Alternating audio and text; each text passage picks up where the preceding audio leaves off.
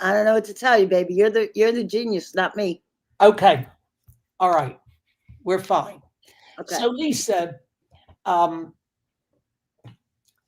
this is, by the way, I want to say this is also going to be on my website at dancerucci.com, and it's also on my YouTube channel right now.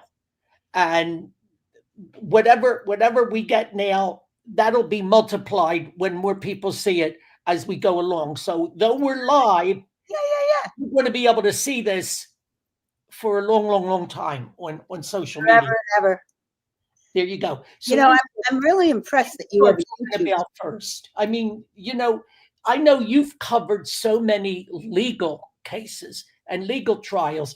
You Yeah, covered a lot of show trials. yeah, Okay.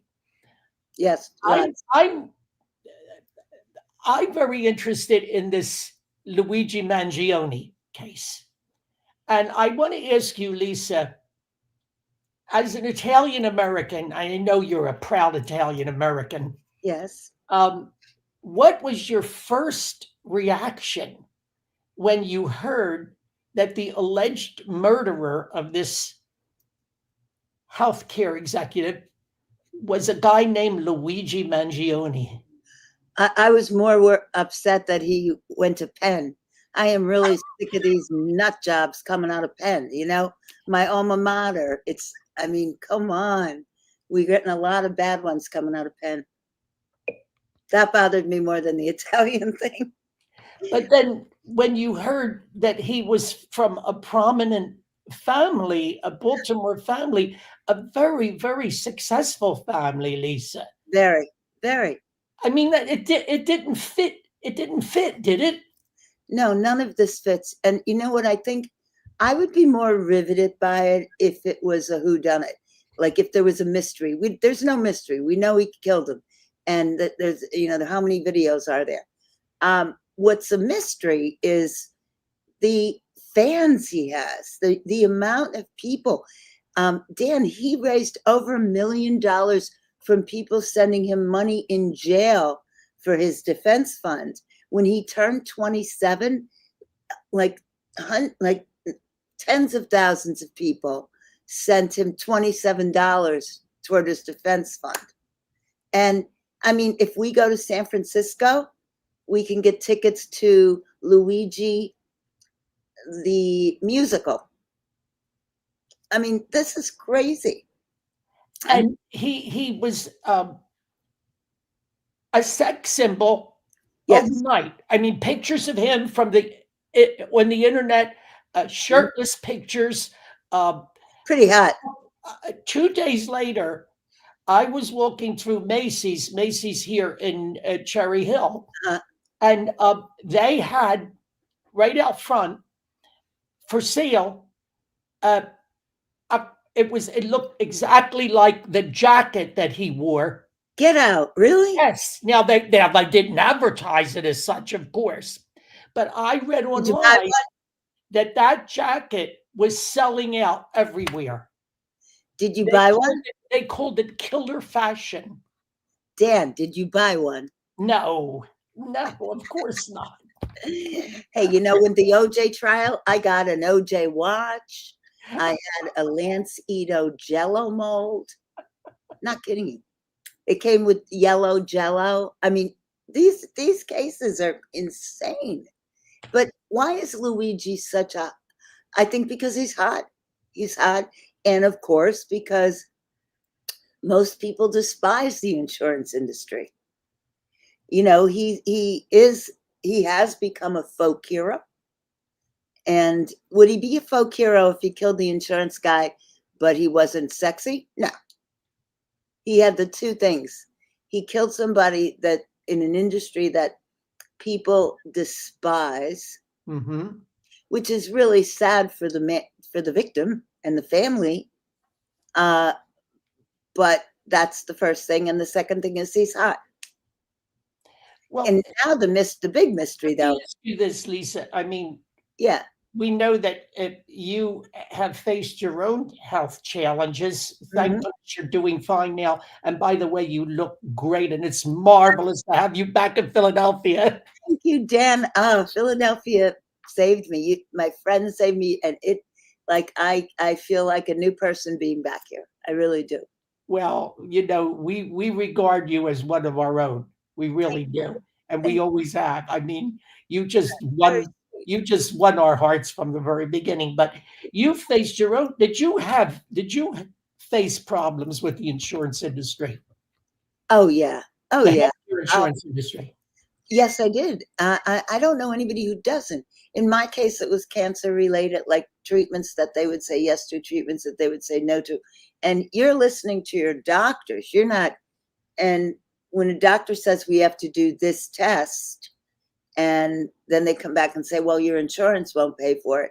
What a horrible position to be in. I mean, what do you do? And I have several friends going through something like this now, where either with them or with their elderly parents who are, every day is a fight. And it's horrible. It's horrible. You are already in enough pain going through an illness without that added. I remember saying once to one of the people I was fighting with on the telephone, I said, you know what, let's just forget this. I said, just put, when they say cause of death, put Medicaid. And that, we'll just leave it at that, you know? But Because, I mean, because it's very, very frustrating. it's horrible. It's I horrible, mean, I had to not long ago have a scan done. right? Okay, they did an X-ray, but they wanted to go further because they saw something they were concerned about, so they wanted to do a scan. Yeah. And I was really, for a while, I was wondering, is this going to be covered? And like, if it's not covered, then what happens? I mean, am I just left like, Oh, it was like, it's so scary. Today, in fact, I was on the phone with insurance. I have a supplementary plan. It's supposed to cover some vision and some dental. Yeah, good luck with that. If you could get any information from on how you do that, who are the providers, how do you begin? And it so I finally got this very nice guy on the phone, and I said, Ivan, you're very thoughtful and kind. Where are you? And he said, Bogota. Bogota? Like, how in the hell are you going to know about eye doctors in Philadelphia? But it just, I mean, these are the things. maddening, and it's maddening, especially for those of us Yeah, who remember when you used to be able to pick up the phone, right. talk to a real person, Oh, there yeah, that's was the some other. degree of knowledge that knew what they were talking about. Dan, do you remember when you could call your doctor and you'd know the secretary's name and you'd say, hi, Right. Phyllis, is Dr., you know, so and so there? How's he? Oh, have him call me. And she'd say, are you doing okay? Oh, yeah, I'm worried about blah, blah, blah. That doesn't happen anywhere anymore, No, even if it's a long-time doctor. Like it's no. these portals. Oh, these portals. I hate them. But this is their business plan, I think. The business plan is Well, you to drive used to be able patients. to call if you knew you Right. would call the doctor's office, if you knew the receptionist or the person that answered the phone at the Yeah, office, and they knew you because you were a long-time patient, then right. that could cut through a lot of stuff. And Yep. they would say, "Oh, just a minute." Either they would put you right in touch with the doctor, or they would come back and say, "Oh, I just talked to the doctor, and he said go to the pharmacy and get this. He's put the prescription in already." Exactly. You can, Exactly. that's all gone. That's It's like, totally gone. Try to call your doctor. You go to the portal. Oh, it's so impersonal and it's so bad. I don't think it's good for the doctors either. Because I so think, I went to the dentist today just to have my teeth cleaned, uh, and there was a new person there. I had never seen her before. She was going to clean my teeth, and the first thing she said to me was, "What prescription drugs are you taking?"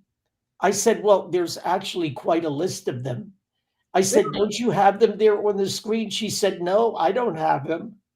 I said, "Well, I don't have my list of prescription drugs with me." right. I don't carry around my list of, maybe I should, Maybe of you should. prescription drugs that But I they're can. probably in every portal, every single portal. And then you're Well, like, that's what I eventually had to take my cell phone, go into the portal, put in my password, get a code to verify that it was me, go to the right page. And I got the page on my phone and I said, here, these are my drugs, except these 3 or 4 I no longer take anymore. Figure it out. you know what? I really think that the business plan is to drive people crazy enough that they give up. They say, "Up, I won't get the treatment. I won't get the test. I won't do this," and that's their business plan. And they give up. But this is all why Luigi Mangione is a folk hero, because he represented all this anger and rage that we all feel on some level. We don't go and shoot the CEO, but it's interesting, that's why he had that, and the fact that he's hot. And let's face it, Dan, the guy's hot. And he apparently constructed this gun on a 3D printer. Now, I I'm don't still get that at all. I'm still trying to figure out exactly what a 3D printer is. Me too. Okay. I'm that baffles me. Like, how does this work? Do I want to know? I mean, It's not actually a printer. right. It fabricates something. But My bigger question is, what made him go off the rails? He had a loving family. He had a wonderful education. He had, wealth. His family had wealth, and he was treated with wealth. I mean, he didn't want for anything. What? Apparently, he was a great student. Yes, yeah, and popular. I know someone who knew him at Penn said he was a great guy. What happened? What happened? And that would be the real story here, wouldn't absolutely, it? Absolutely. What do you think? As a journalist, that would be the story you'd be looking for. That's the mystery, because we know it's not a whodunit, it's a why do you do it. And I'm always fascinated by that, because like Calvin Trillin, when he wrote his book Killings, he said it's not about how they died, it's how they lived. And that really is true. Like whenever whenever I've been fascinated by a murder story, I'm fascinated by what happened with these two people, the victim and the killer. Like what happened in their lives that made their lives intersect and end in tragedy. What led him to this? Now, they say he was suffering terrible back pain. He was probably on a variety of medications. We don't know if he was doing drugs. Well, wasn't there an absence at one point where his mother couldn't find him and she got very worried, and he kind of went off radar for, wasn't it a couple months that nobody was in touch with him? That's the key. Like, what was going on in those couple months? He was in Hawaii, where he lived with somebody. He had a roommate in Hawaii for a while. Right. But his mother was, as any Italian mother would be, concerned. She couldn't reach him. And, that's the thing. Like, so what happened? Was it a breakdown? He wouldn't be the first college-age kid to be very successful and have a breakdown. What happened in that gap there? Right, exactly. That's what I want to know. Well, I'm sure there have to be journalists that are digging into that right now. I'm sure. Don't you think there are 1 or 2 or 3 or more people that are going to write a book here about this? Probably, but I'm not, the magazine business, the old magazine business, I think there'd have been competing stories already on Luigi Mangione. It's not the same anymore. I mean, the Atlantic, I hope, is working on it, but there's an awful lot to write about these days and much less people to write them. Like so many publications are folding, or really, the newspapers forget about it. And there aren't that many publications that do long form anymore. Nope. Like No. you did a lot of long form. Yeah, those were the days, Dan. I mean, I really rode the glory days of magazines because, there were times that I had a 12,000 word story ran, you Wow. know, I mean, that just doesn't happen. Well, what does this say, Lisa, about the journey of the Italian American family?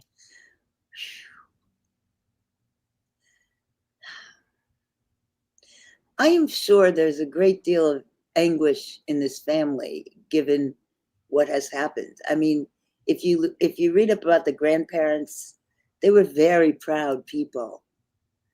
And I don't think Luigi Mangione represents, the Italian American family, but I think he represents a very sad situation where a kid could seem so talented and so accomplished, and you just knew he was going to be a superstar, and then something happens that he ends up a murderer. I mean, and I don't know. I think Italian families do kind of freak out when their sons, especially, go off the rails. Oh, for The sure. sons, And in the Italian American family, I read a wonderful book. I don't think it's in print anymore. It was called Blood of My Blood, oh, by Professor, I think his name was Richard Gambino of City College of New York. good Interestingly, name, his, good. interestingly, his name Gambino, but he was a sociologist and he wrote this marvelous book, really changed my whole outlook on being Italian American, called Blood of My Blood. And part of his theory was that Italian American families um, would push you to succeed. They wanted you to succeed, but they didn't want you to leave. Okay, Yes, there was this struggle, this contradiction. always. That, yes, we want you to succeed, but we don't want you to leave. Well, and there's so many contradictions in that. I remember my grandmother, my paternal grandmother, came over on the boat when she was 15 years old. She never saw her mother again. When I went to college, I was leaving Scranton to go to Philadelphia. Oh, Louisiana, you can't go. You go so far. Oh, she was having a, and I said, Grandma, you went on a boat across the ocean when you were 15. I'm only going to Philadelphia. It's 2 hours away. But that was the contradiction. They just couldn't bear to imagine that their kids and their grandkids were going to Yes, move away. Oh my God. my grandmother left one of her daughters in Italy and came over here. The daughter was, I think she was like a preteen or entering her teens at the time. So she left this daughter with my great grandmother in Italy. My grandmother came over here. She wasn't expecting to have any more children. And my mother was born here. She had a daughter here. Interesting. Okay. That was a change of life baby. That's what they used to call it, then a Yeah, change of that's life it. baby. My mother had one. Oh my Yeah. God, that's so. My And, mother and was one. yeah. And so my Change. mother, for something like 50 years, never saw her sister. She was here, her sister was in Italy. She finally, one day, she went to Italy and finally met her sister. I mean, this is, yet they don't want to break up the family here. Okay. That's So amazing. that's the Yeah, contradiction.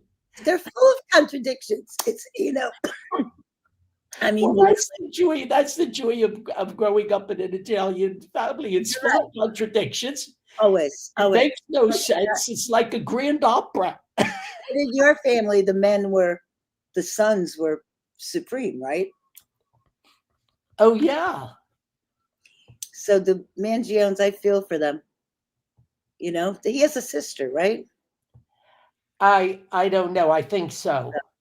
I mean, I cannot imagine the anguish that the family is feeling, because this was a very well-known, prominent, philanthropic family in Very, Baltimore. very, and proud. They were so proud, and they, the grandparents built, this family. I don't want to call it an empire, but you know what I mean. It was beyond a family business, and from nothing. And then the next gen, Luigi's father, you know, also that generation was successful.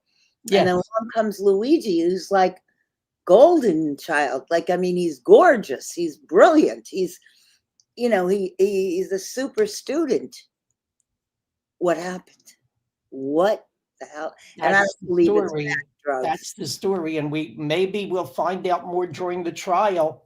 I I hope. don't know. You expect that he's going to plead not guilty by reason of what, insanity, some kind of insanity or something, some kind of. He's got to have a reason for the not guilty, because he's on video. I know. What's the I know. The thing too is, he's they're pushing for the death penalty. Yes, yes. I think, I don't know. I was going to say I think that's a stretch, but Yeah, I do too. I think that there's one of his charges is terrorism. I don't get that. I'm sorry. I don't get that. I know what terrorism is. I lived through 9/11. We all did. And, I'm sorry, that wasn't terrorism. But that's one of the charges under the law. And I don't think they're going to get it. I don't think they're going to get, certainly not a New York City jury. it's pretty hard to get it in much more. I don't know how. I don't want to minimize the seriousness of this crime, so I don't know Right, that I want to say anymore. right. Lisa, while we're on the subject of Italian Americans, we want to talk about Andrew Cuomo.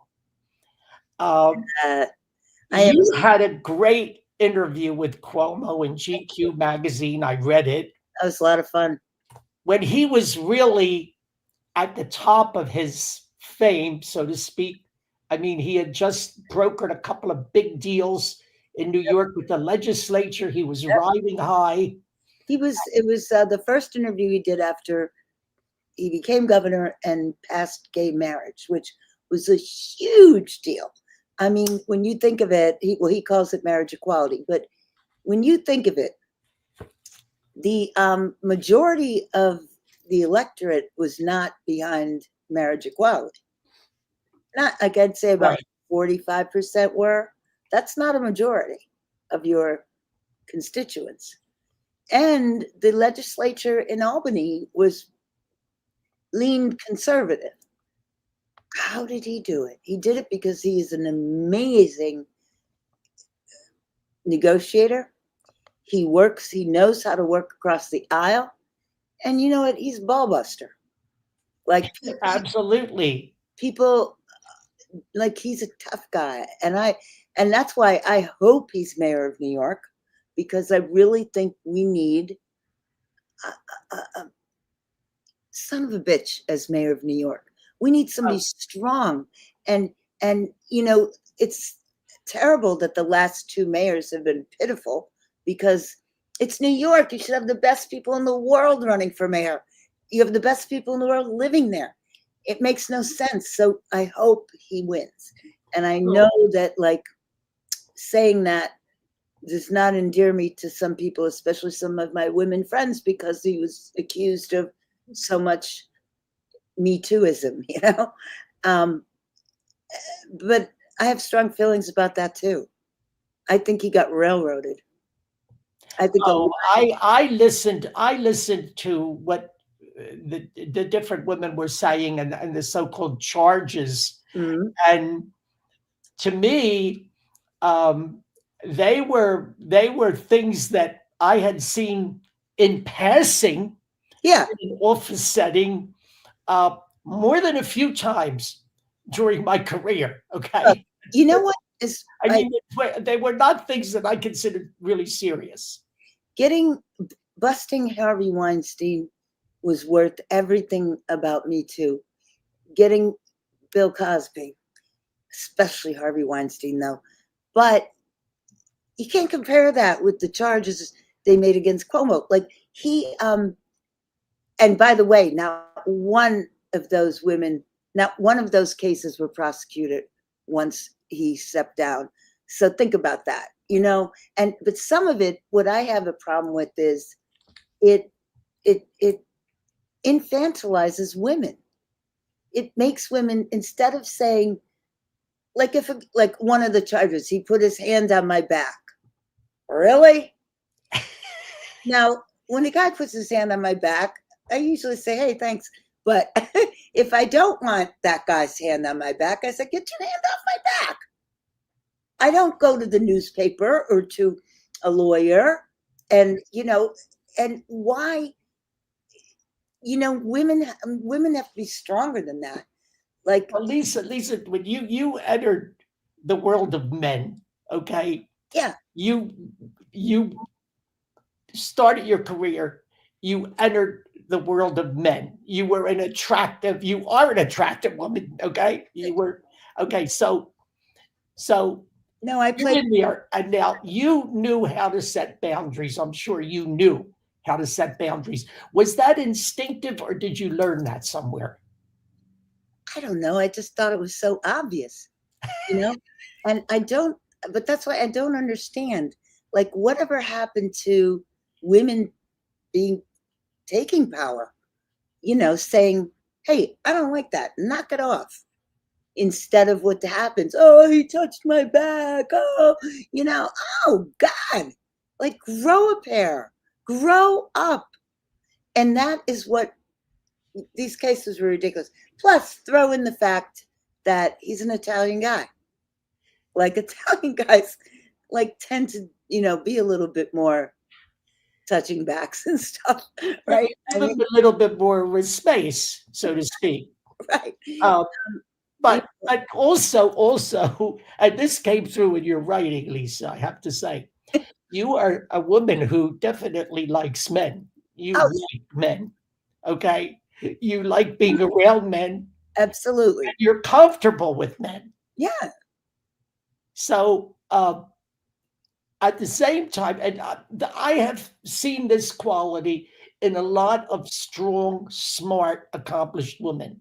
Okay, they're Mm-hmm. comfortable around men. They can get in there and get in the fight with men, Oh, but yeah. they also know how to set boundaries. Correct. And you Yeah. know what? Men respect that. I think they like that. I hope. I hope. I mean, I respect men who know how to set boundaries. Um, it's but some of this stuff, and that's where I think Me Too went too far. I don't want to say went too far, because it accomplished really important things, but it became this, too many people that should not have been swept up in it got swept up in it, and I think Cuomo was one. I mean, the way that they piled on, I know. and also this sort of pack mentality Right. that one person comes forward And and then they all, there are 20. yeah, you have to look And too. there are 20 or people that also thought, well, yeah, I remember that time that he sort of leaned in and breathed into my neck, or something. Get over it. You have to look to it. What, like, almost all of the women who came forward, I hate that phrase, were in that period of time when he was a rock star, where he was doing those daily briefings. Everybody wanted to sleep with Andrew Cuomo. I mean, he was a rock star. And Oh my God, there were people watching him during the COVID thing. right, There were right, right, millions of women that had fallen in love with him. We're watching him every day. exactly. And we'd schedule our days around Andrew Cuomo's press conference, and it was just, oh my God, there were songs done, and oh God, he was just magnificent. Because, quite frankly, at that time, our president was being a buffoon and talking about drinking bleach, and and not providing any information when he spoke to the press. And here's Cuomo every single day speaking to the country. And you don't think these women were flirting with him? I mean, come on. But then I thought I thought it was a shame when he resigned, when he had to resign. yeah, Okay, it was beat him down, it and was now he is running for mayor of New York. And my wife and I go into New York frequently. We love going into the city, seeing shows, mhm, going to the restaurants, going to the latest places, things like that. right. And I told her, I said, if I was a New Yorker, although I am a Republican, I said I will vote for him. I don't care. In fact, I might even Love hearing that. I love I would definitely vote for him. I would probably go and vote in the Democrat primary to vote for him because I agree with you. yeah. New York needs an SOB as mayor. Yes. Uh, they need somebody with a set of good Jones, and he has them. And the other thing is, I really believe that when New York is stronger, other cities are stronger. We will be stronger with the stronger New York City, because Oh, so many things get done that then we can say, oh, that works. Well, isn't that a great idea? Cuomo would be so great, not only for New York City, but for Philadelphia, for Washington. I'd argue for any city, really. well, I think this would be like the capstone of his career, Yep. really. Yeah. I mean, and You would think so governor would be. let's see, Bloomberg had 3 terms because Yeah. somehow I don't know what he did that allowed him to run for a third term, uh, because they had limited the terms to 2 terms. Yeah, I forget how that happened. Because like we have a city charter that you can't run for a third term. Right. Fortunately, because we get really lousy mayors, Dan. Woo! I mean, we've had some winners. I miss like the great mayors. Like Rendell was a great mayor. Rendell had his issues, but he was a great mayor. Well, And let's put it this way: Eddie Fiestetti, as we knew him, yeah, Fiestetti was a true. touchy-feely type of guy, wasn't he? Yeah, he was big. He would have never survived Me Too. Never, never, Is that right? never.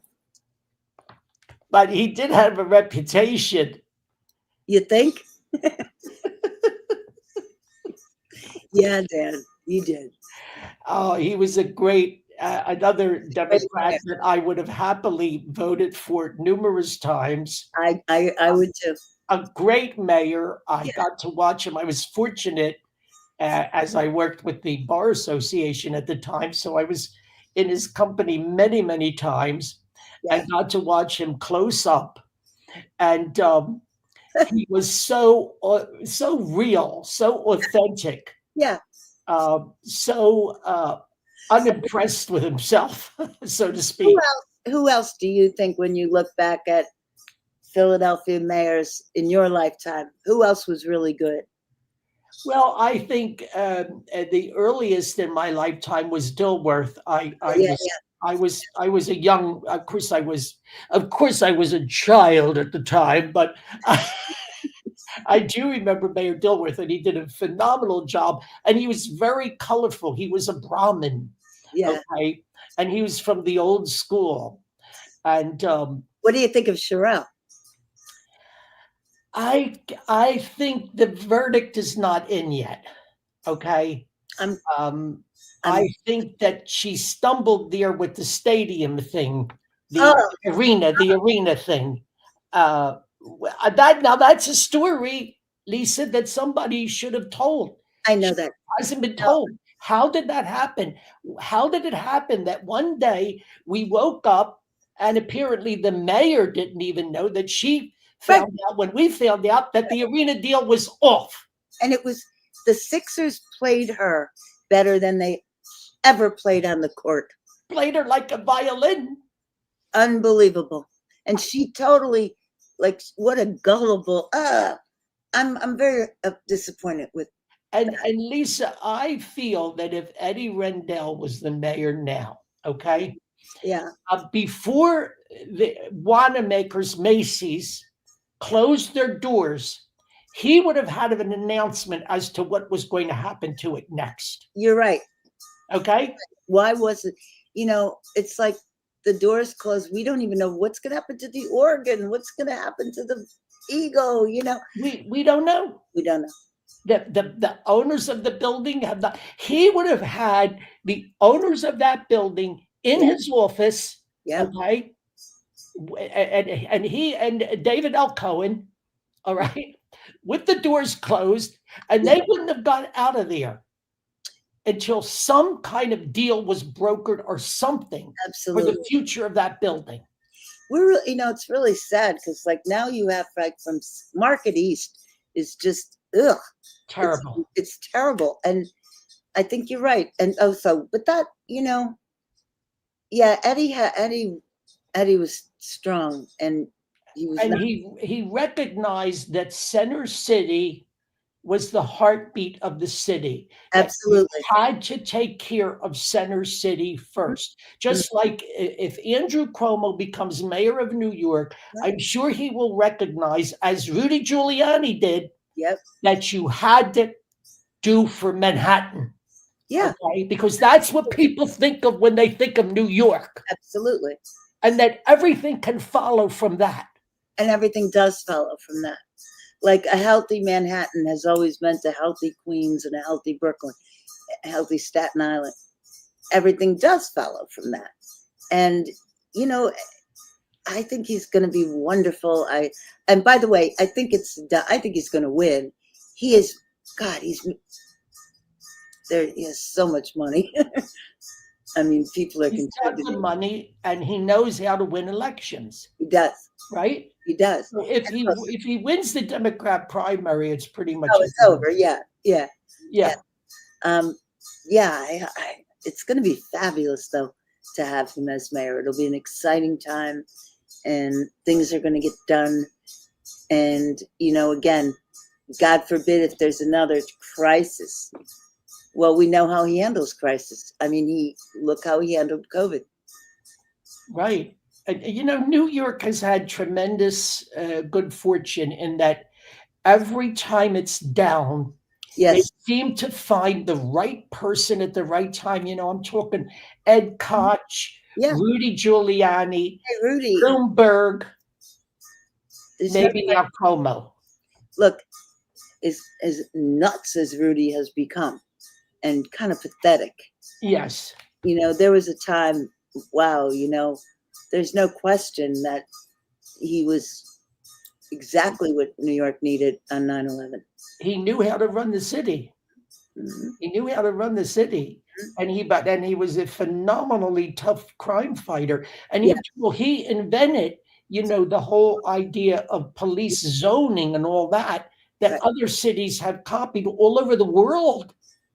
Okay, actually, that was invented by his police commissioner, but Bratton? Was it Bratton? I think it was Bratton. Well, Bratton's the one that he was terrific. The broken window theory. That's right. That was so crucial to fighting crime in major cities, and it's really true. I mean, if you look at the little things, they turn into big things. And Lisa, when I look at Center City now, with still a greatly reduced number of office workers coming into work 5 days a week, right, and empty storefronts, and sketchy characters on the street, even in the middle of the day, this has got to be stopped. They've got to get the Center City percolating again. Absolutely.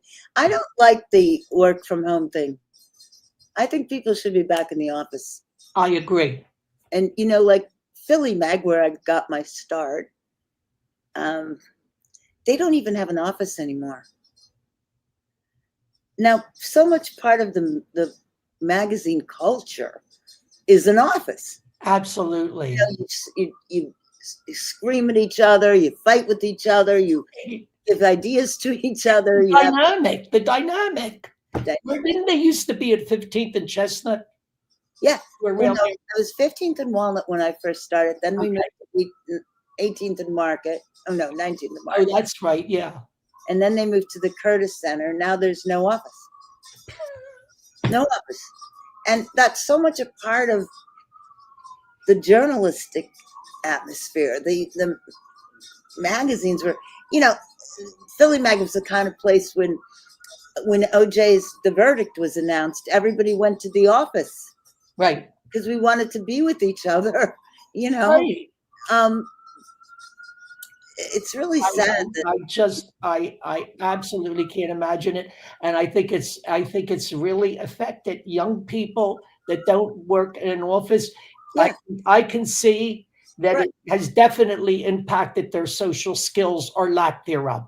You are To the absolutely level of correct. social skills that are necessary to interact with real life people on a daily basis. And not just in the office, getting to the office, stopping at the coffee store. You know, it is crazy. And you're right. It's like I feel like sometimes when I talk to people that don't go into an office, it's like their growth was stunted somehow. You know what I mean?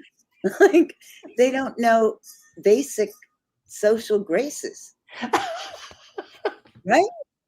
No, I'm laughing because it's very familiar to me. Yeah. When Like I find, in the office, and they don't know how to dress anymore. I mean, there had to be. I remember when Casual Friday was like, wow, that's really, really, that's really wild. Now it's like, I didn't know how to react at first when Casual Friday came in. I mean, I didn't know, is this casual or isn't it? I mean, it was like really touch and go. it's a big deal. Like it was Yeah. now Casual Friday for these people. Like these people are sitting around in their underwear, you know, working remotely. You know, I mean, Casual Friday would be like formal wear for them. And it's ridiculous. So in every way, you have people who are, you're right, they're all like unsocialized. This isn't terrible. I don't want to sound, but No, go when ahead. I run into a young person today Right? who is able to talk in clear, complete, distinct sentences, that has some social graces, that can carry on a sophisticated conversation, I want to just take that person and grab them and keep them with me because I know. it's so rare. Rare. So this is a message to young people. If you have these talents, Yeah. you're going to do very, very well because they're increasingly rare. Yeah. The young people I meet on a daily basis that I find to be the wittiest, most interesting, sociable are the baristas at Starbucks. And why is that? Because they go to work every day. You can't work from home if you're a barista. And these kids are fantastic. But then you meet And another problem I think they have is a lack of, shall we say, wit or sophisticated humor. They often cannot tell no, when when you're making a joke, like a sort of subtle joke. I agree with that. Is It's like everybody has Asperger's. You know, they all have Asperger's, right? I mean, that's what it seems like. Oh, well, I'm glad we got this out there. Lisa, one more thing I want to touch upon is, of course, the Pope. What was your reaction? I think he has such a kind face.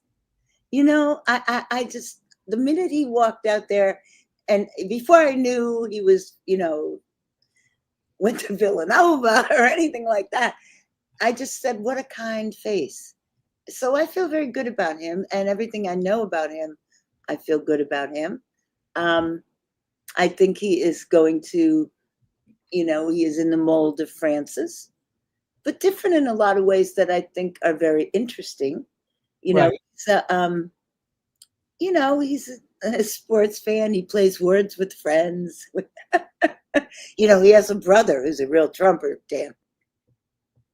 What? Yes, the things that come out about the brother in Florida. Yeah,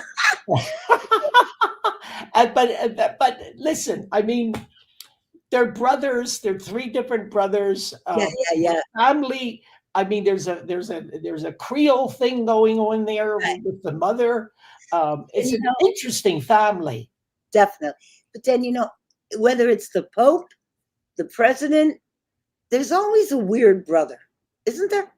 Like, remember Roger Clinton? Oh my God! And Well, I go all the way back to Carter. Billy Carter. Billy Carter. Yes, yes. And even Hillary had a brother, and maybe it's just the Democrats. No, it can't be. It can't be. Who were the Republican crazy? Well, no, one of the Bush brothers, one of President Bush's sons, and one of H.W. Bush's sons, I don't know whether it was Melvin or one of them, I think had gotten in some legal trouble, but they covered it up. They right. did it very, very nice. The Bushes were very good at that. They Oh did a yeah, very, very nice job of they putting a were. net over it. They did a great job of that. Yeah. Yeah, And but that's They say Barbara was the enforcer. She's the definitely one that really, no she was question. tough as nails. No question. Barbara. Yeah. They called her Bar. Bar. She was. She was. Yeah, and I saw her well, I was interviewing her daughter-in-law, Laura, who, by the way, is one of the most wonderful women I've ever met. Is Laura that right? Laura Bush. Wonderful. She's smart. She's funny. She's really, really, she's got it going on. Well, there's a story about her that when Barbara Bush first met her, Yeah, when W. Bush put her home, yeah. I think you know the story I'm going to tell anyway. But Barbara Bush played tennis. Yeah. She knitted. She did that. She was like a master of everything. And the family, they were all active all the time, and they were all accomplished. And Barbara told her all these things, and she said to Laura, "And what do you do?" And Laura said, "I smoke."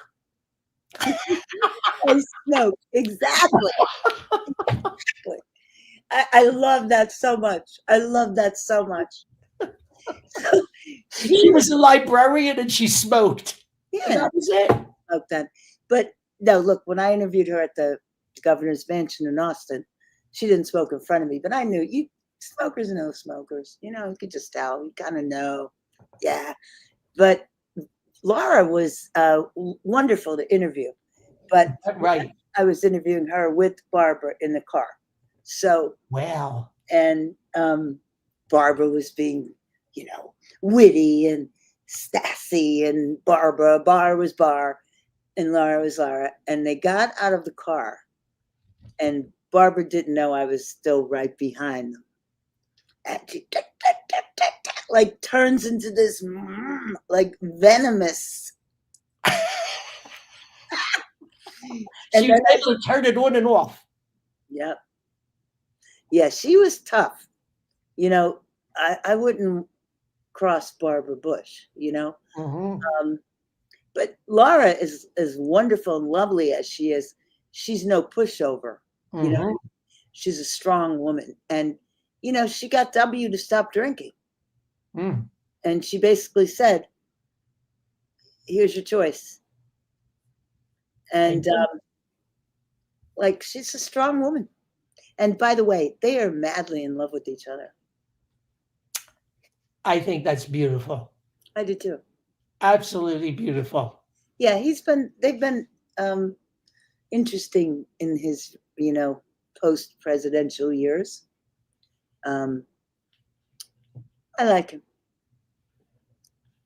Well, Who else the can we talk next about? time we chat, Yeah. Lisa, we're going to talk about, we're going to get you to tell stories about some of the more interesting and famous people that you've interviewed. Sure. You could give us a little bit more of the dope on them. I'd love to. I'm always game to do that. Dan, you know that. Wouldn't that be fun?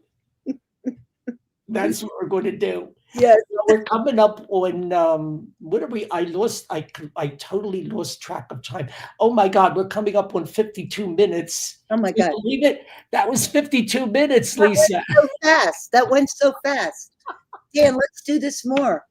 We will. We Okay. will. And let me tell everybody this was live on LinkedIn and Facebook, and it's going to remain there. Okay. And I'm going to pin it to the top of my Facebook page. And Terrific. right after this is over, it's going to go, the tape of it is going to go on dancerucci.com, my website, Terrific. so that Lisa can be introduced to all of these crazy right wing Republicans that follow me. Just what I Hey, need. One day. Dan does. Hey, Dan, we got to go out to dinner, me, you, and Christine. oh, we will. We are Okay. going to do that. All right. Definitely do Good. that. Good. In fact, we're going to be together with Christine very soon. Oh, If good. we get off the air, I'll tell you where and when it is, and you may be able to join us Okay, that'd be great. very, very soon. So I'm going to let you know Okay. in case you can join us. Great. Okay. Uh-huh. Wait till the right wing nut jobs here that you're going to vote for that you would vote for Cuomo. I have voted for a few Democrats in my time. I don't want too many of my Republican friends to hear this, but by the way, I have a lot of Democrat friends. Most of them are very old now that go back to when I was a Democrat because I started as a Democrat. Yeah. Ronald Reagan made me a Dan, Republican. I used to be a registered Republican. There you go. So I mean, it is possible to change your mind. You can change your mind. Yeah, you can change it. It's fine. We don't have to be, set in cement. Yeah. So yeah, here you are. So Lisa, wonderful as always. Thank you. Thank you. It's totally, totally my pleasure. And we hope I actually hope to see you live very, very soon. Good. Yes, we will do that. Thank you, Dan. Good night. Bye. Let me turn this off. Wait. There's something in the way on my screen. There you go. Bye.